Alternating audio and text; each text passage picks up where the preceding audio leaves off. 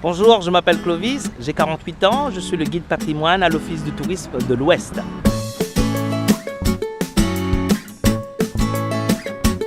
Ça fait 280 ans qu'on cherche le trésor de la Buse, estimé à 4 milliards, on ne l'a toujours pas trouvé. C'est dommage. Depuis je suis jeune ado, on va dire, j'ai été orienté vers les études de tourisme, loin de ma base, parce que moi j'habite dans l'Ouest.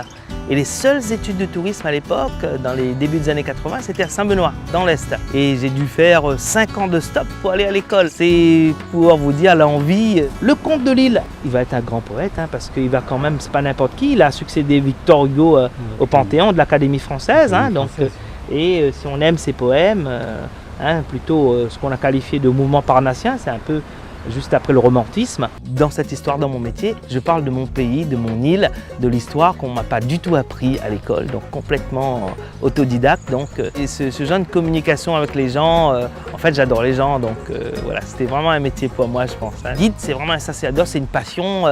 Si on aime faire découvrir son île aux autres, voilà, là je pousse vraiment les jeunes à le faire. Après notre visite de cimetière, on a un petit transfert en bus qui va nous amener au cœur de Saint-Paul.